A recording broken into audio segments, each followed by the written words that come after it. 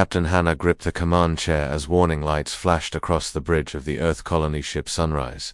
The massive vessel, home to 3,000 sleeping colonists, had been traveling through deep space for 8 months when the impossible happened. "Captain, we have multiple contacts on long-range sensors," reported Navigation Officer Yeon, her voice tight with concern. "They're not showing up in our database." Hannah moved to the main display screen, watching as dozens of sleek, angular ships materialized from what seemed like empty space. These weren't human vessels. The alien craft moved with fluid precision, their hulls gleaming with an otherworldly metal that seemed to shift colors in the starlight. "All stop," Hannah commanded. "Bring us to full alert, but do not power weapons. We don't want to appear hostile." Chief Engineer Q looked up from his console, sweat beading on his forehead. "Captain, those ships just appeared out of nowhere.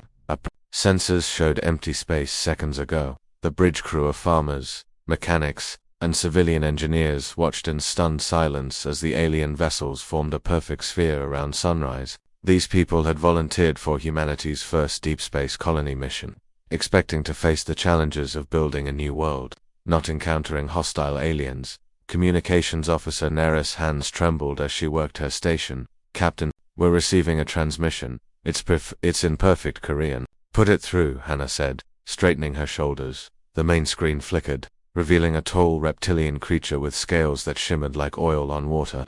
Its eyes were large and completely black, and when it spoke, its voice carried an arrogant tone that made everyone on the bridge uncomfortable. "I am Commander Vex of the Zephyrian Imperial Fleet," the alien announced. "Your primitive vessel has entered our territory without permission. You will surrender immediately and prepare to be processed."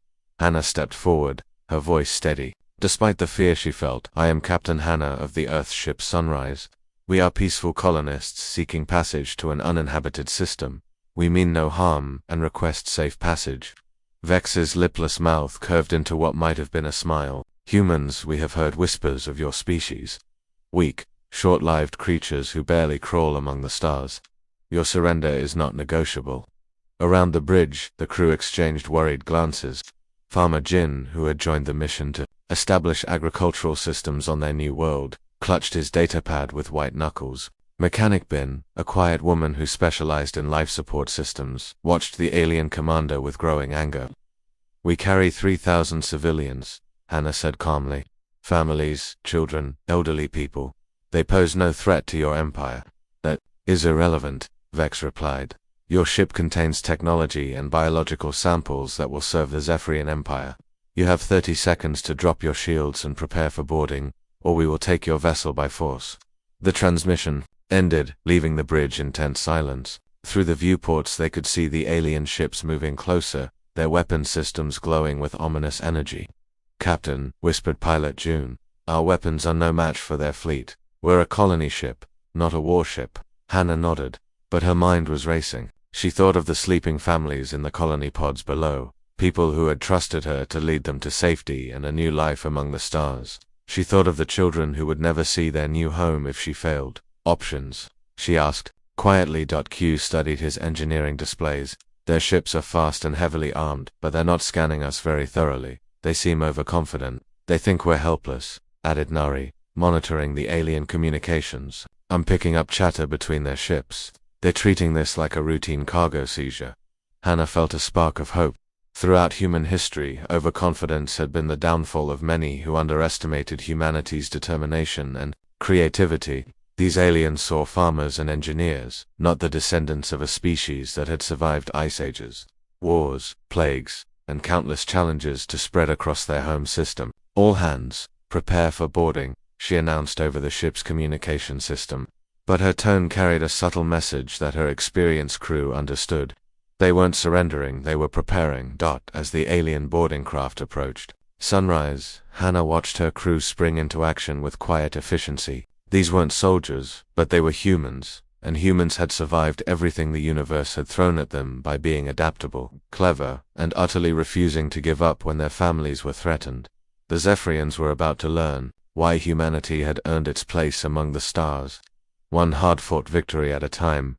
The docking bay of Sunrise, filled with the hiss of pressurizing airlocks as the Zephyrian boarding craft sealed against the hull. Captain Hannah stood with her, Senior crew watching as the alien airlock cycled open with mechanical precision. What emerged made several crew members step back involuntarily. The Zephyrian boarding party consisted of 8 tall reptilian warriors, each standing nearly 7 feet in height. Their scaled armor gleamed under the ship's lights, and advanced energy weapons hung from their belts. Behind them came floating scanner drones, small robotic spheres that immediately began sweeping the area with blue scanning beams. Commander Vex stepped forward, his black eyes surveying the humans with obvious disdain. "So these are the mighty humans we have heard whispers about in the Outer Rim," he said, his voice carrying through a translation device mounted on his chest. "You look even more pathetic than our intelligence report suggested." Captain Hannah maintained her composure, but she could feel the tension radiating from her crew. Engineer Q stood quietly near a maintenance panel, his hands seemingly relaxed at his sides. Only Hannah noticed the subtle movement of his fingers as he activated a hidden interface built into his work tablet. "Welcome aboard, Sunrise," Hannah said, formally. "As promised, we offer no resistance. Our ship is at your disposal." One of the Zephyrian warriors laughed, a harsh sound like grinding metal. "Look at them, Commander. They shake like frightened young. No wonder they never expanded beyond their single star system until recently."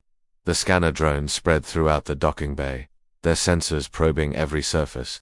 The aliens had brought portable analysis equipment, clearly planning to catalog everything of value before stripping the ship bare. Cook Nari stepped forward carrying a simple metal tray with several small cups filled with steaming liquid. Her movements were careful and non-threatening, but her eyes held a quiet determination that only her fellow crew members recognized. "Honored visitors," she said in accented but clear Zephyrian, causing several aliens to look surprised. "Our customs require we offer hospitality to guests. Please accept this traditional beverage from our homeworld." Commander Vex studied the cups suspiciously. "You speak our language, human." "I study many languages," Nari replied humbly. "It helps me prepare foods that different species can enjoy.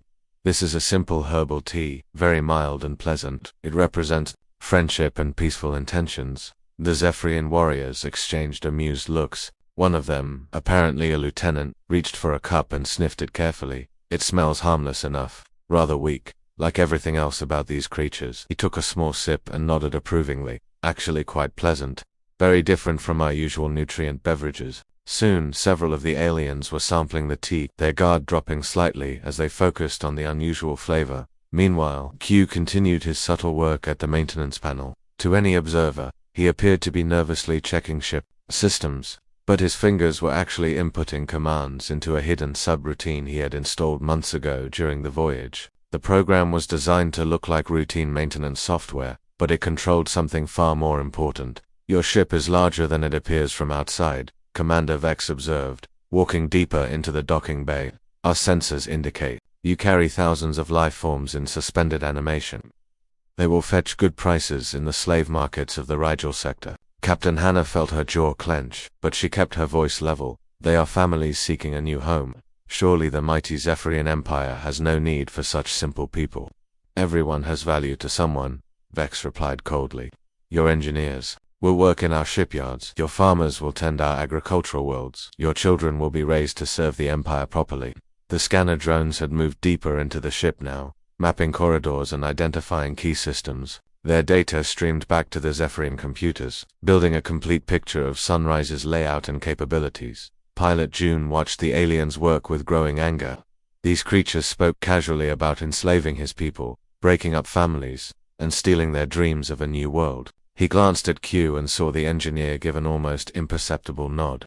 "Your primitive computers are almost quaint," laughed the Zephyrian lieutenant, now on his third cup of tea. "No quantum encryption, no adaptive firewalls. It will take up cyber specialists mere minutes to access all your databases and navigation records." "We are simple people," Hannah agreed. "We have nothing that would interest such an advanced civilization." More Zephyrian technicians had boarded now, wheeling sophisticated equipment through the airlock. They began connecting cables to Sunrise's computer terminals, preparing to download everything from ship schematics to personal family photos. "Begin the full system penetration," Commander Vex ordered. "I want every byte of data copied to our ships. Then we will begin processing the cargo." The lead technician activated his equipment, and screens lit up showing Sunrise's computer networks, laid bare before the alien invasion. Data began flowing in streams of light through the connected cables, but hidden in the ship's maintenance subroutines. Q's carefully planted program waited patiently, monitoring the data flow and the connected alien systems. Soon, very soon, the Zephyrians would discover that underestimating human ingenuity was a dangerous mistake.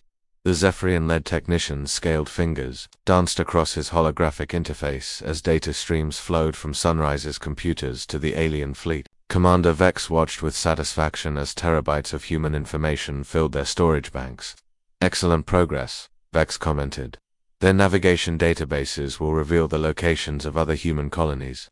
The Empire will be very pleased." With this intelligence, Engineer Q stood quietly at his maintenance station, watching the data transfer with apparent resignation. But behind his calm expression, he was counting down seconds in his mind. His hidden program had been monitoring the alien data flow, learning the structure of their computer networks through the very connection they had established. The Zephyrian scanner drones continued their systematic mapping of Sunrise, their blue beams cataloging every piece of equipment and technology. One drone paused near a food preparation area where Cook Nari had been serving tea, its sensors detecting unusual chemical compounds in the air. "Commander," the drone operator reported, "I'm reading some anomalous molecular signatures in Sector 7. The compounds appear to be some kind of organic catalyst." Vex dismissed the report with a wave, "Probably just cooking spices. These primitives use crude chemical processes for food preparation. Continue the data extraction." At his pilot station, June kept his hands steady on the controls while internally calculating trajectories and power distributions.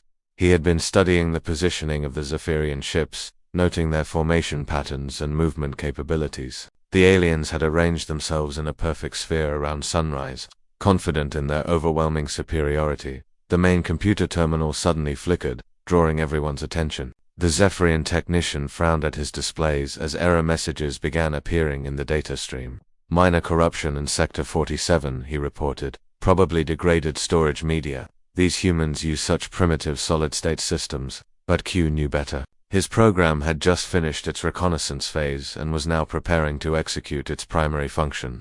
The code he had written was deceptively simple, designed to look like a routine error correction subroutine. In reality, it was a sophisticated logic bomb that would propagate through any connected network.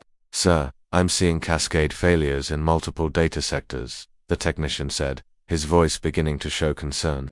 "The corruption is spreading faster than our error correction protocols can handle." Commander Vex moved closer to the terminal. "Explain." "It appears their computer systems are experiencing massive instability. The errors are multiplying exponentially and wait, that's impossible." On the screens, what looked like simple data corruption was actually Q's program replicating itself through the alien network connection. The code was designed to exploit a fundamental weakness in quantum computing systems, their reliance on error correction protocols that assumed all inputs were trustworthy. Suddenly, alarms began blaring on the Zephyrian ships. The technicians' equipment sparked and went dark as feedback surged through the connection cables. Emergency lights activated throughout the alien boarding craft as their systems began shutting down one by one. "What is happening?" Vex demanded, grabbing the technician by his armor. "The human's computer virus has infected our entire network," the technician gasped. "It's spreading through our quantum links to every ship in the fleet." Through the viewports, the crew of Sunrise could see the Zephyrian vessels beginning to drift as their navigation systems failed. Running lights flickered and died. The perfectly coordinated fleet formation started breaking apart as ships lost attitude control. "Now, June," Captain Hannah shouted. Pilot June's hands flew across his controls with practiced precision. He had been a racing pilot before joining the colony mission, and his reflexes were faster than any alien computer could calculate. The massive Sunrise suddenly accelerated at an angle that should have been impossible for such a large vessel. The Zephyrians stumbled as the ship's movement caught them completely off guard. Their own vessels, now running on emergency power only, couldn't react fast enough to the unexpected maneuver. "Impossible," Commander Vex snarled. "Their ship's master thrust ratio cannot support such acceleration vectors." But June wasn't using conventional physics. During the long voyage, he had experimented with gravitational slingshot techniques, using the ship's artificial gravity generators in ways their designers never intended. By rapidly modulating the gravity fields, he could create momentum shifts that bypassed normal acceleration limits. Sunrise twisted through space like a dancer, its hull groaning under stresses it was never designed to handle. June pushed the ship harder, threading between the disabled Zephyrian vessels as they struggled to restore their systems. Hull stress at 90% of tolerance, reported Engineer Q, now openly working his controls as the pretense of cooperation ended. Weapons systems on the alien ships are still offline, called out Communications Officer Nari, monitoring the chaos on Zephyrian frequencies. They're trying to restart their main computers, but our virus keeps corrupting their boot sequences. The lead Zephyrian vessel managed to get partial power restored and fired a desperate shot at Sunrise. The energy beam missed by several kilometers as June rolled the ship in an impossible corkscrew pattern that defied every law of space combat the aliens understood. Their movement patterns make no sense, screamed the Zephyrian weapons officer over the radio. How can such a primitive species execute maneuvers our best pilots cannot match? Sunrise burst free of the alien formation, leaving behind a fleet of disabled ships and very confused reptilian warriors. The humans had turned the Zephyrians' own arrogance and technological dependence against them, proving that sometimes the most advanced systems could be defeated by simple, human creativity and determination. The bridge of Sunrise shook violently as another energy blast grazed their hull. 3 Zephyrian ships had managed to restore partial power and were now in hot pursuit, their weapons firing sporadic bursts as they struggled with damaged targeting systems. Hull breach on Deck 12, reported Mechanic Bin over the communication system, her voice calm despite the crisis. Sealing emergency bulkheads now. I need a repair team down here immediately. Captain Hannah gripped her command chair as Pilot June threw the massive colony ship into another impossible turn.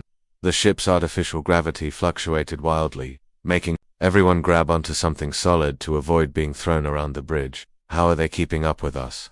Demanded Navigator Yon, studying her displays with growing concern. Our virus should have crippled their entire fleet. 3 ships managed emergency reboots, replied Communications Officer Nari, monitoring alien transmissions. But their systems are still unstable. They're flying on manual control and backup power only. Down in the engineering sections, Bin crawled through maintenance tunnels that were never meant to be accessed during flight. The energy blast had torn a hole in the outer hull, and atmosphere was bleeding out into space despite the emergency seals.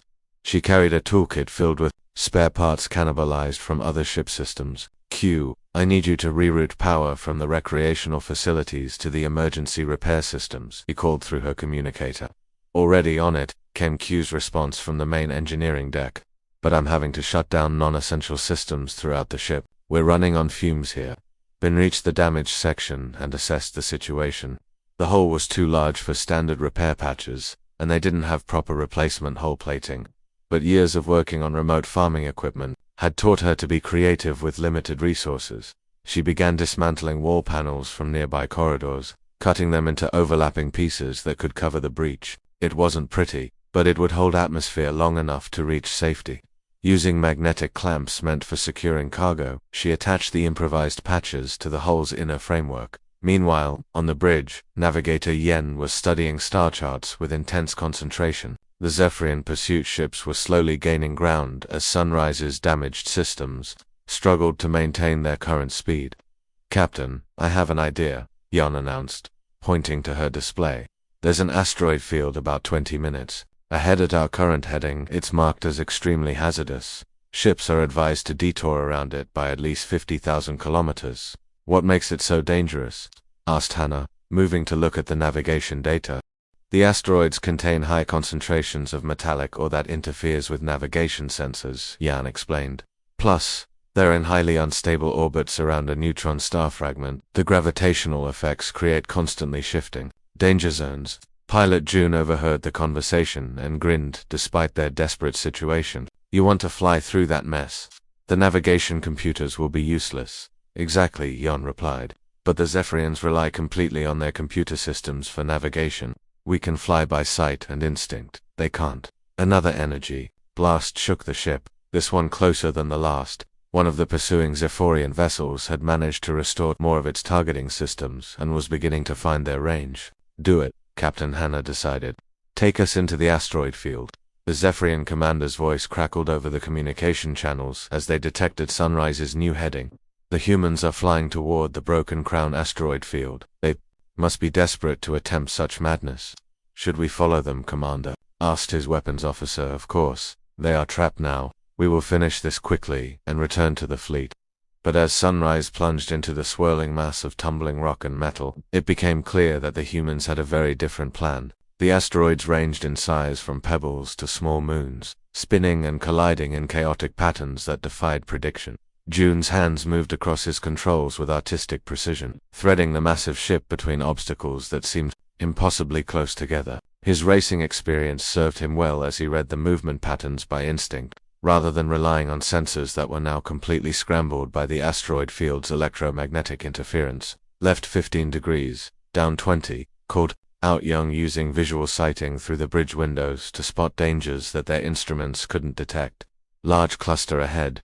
Can you slip between those two spinning fragments? Watch me, June replied, rolling Sunrise sideways to fit through a gap barely wider than the ship itself. Behind them, the Zephyrian pursuit ships struggled desperately to follow. Their computer-controlled navigation systems kept issuing contradictory commands as the metallic asteroids confused their sensors. One alien ship clipped a small asteroid and began tumbling out of control, its hull sparking as it scraped against several more rocks. This is impossible, screamed the Zephyrian commander. How can they navigate without proper sensor arrays? Down. In the repair sections, Ben had finished her emergency patches and was now crawling through the ship's infrastructure, looking for other damage. She discovered that several power conduits had been severed by the energy blasts, leaving entire sections without electricity. Using spare parts from the ship's hydroponics labs, she began jury-rigging new connections. Garden irrigation pumps became emergency power relays. Soil analysis sensors were repurposed as basic system monitors. Every piece of equipment that could be adapted was pressed into service. Captain, she reported, I've restored power to 70% of the ship. The repairs aren't pretty, but they'll hold together long enough to get us out of this mess. But asteroid field grew denser as they approached its heart, where the gravitational effects of the neutron star fragment created a maze of spinning rock that changed configuration every few minutes. But instead of being trapped, the humans were proving that sometimes the most dangerous path was also the safest, because it was the one path their enemies couldn't follow. 6 weeks after their escape from the Zephyrian fleet, Sunrise limped into Earth's solar system with hull patches visible across its damaged exterior. The colony ship that had left as humanity's hope for the future now returned as something far more important, a warning and a weapon. Captain Hannah stood on the bridge, watching Earth grow larger on the main screen. The blue and white marble had never looked more beautiful, but she knew their homeworld was now in terrible danger. The Zephyrian Empire had tasted human technology and found it wanting, but they had also discovered humanity's location. Earth Control, this is Colony Ship Sunrise requesting immediate emergency docking. Transmitted Communications Officer Nari, we carry critical intelligence about hostile alien contact. The response came immediately. Sunrise, this is Admiral Park at Earth Defense Command. You're 3 months early and showing significant battle damage. What's your status? We encountered a hostile alien empire called the Zephyrians, Captain Hannah replied, taking over the communication. They have advanced technology in a large fleet. We barely escaped, but they now know Earth's location. Within hours, Sunrise was docked at the massive Earth orbital station, surrounded by defense ships and swarming with intelligence officers. The crew found themselves in briefing rooms, recounting every detail of their encounter with the reptilian aliens. Engineer Q sat before a panel of Earth's top computer scientists, explaining how his virus had crippled the Zephyrian fleet. Their quantum computing systems are incredibly advanced, but they have a fatal weakness, he said, calling up holographic displays of alien code structures. They assume all input data is clean and trustworthy. They have no defense against deliberately corrupted information. You're saying their superior technology made them vulnerable? Asked Dr. Chen, head of Earth's cybersecurity division. Exactly. They've become so dependent on automated systems that they never developed proper firewalls or security protocols. It's like having the most advanced lock in the galaxy, but leaving the key in the door. Meanwhile, Navigator Yan was meeting with Earth's military strategists, sharing detailed scans of Zephyrian ship designs and fleet formations. They fight like a computer program, she explained. Very precise, very coordinated, but completely predictable. When their systems failed, they couldn't adapt. Their pilots couldn't handle manual navigation through the asteroid field, asked General Kim. They didn't even try to learn, Yan replied. They just kept relying on their broken computers until they crashed into rocks. Human pilots could have followed us, but Zephyrian pilots were helpless without their machines.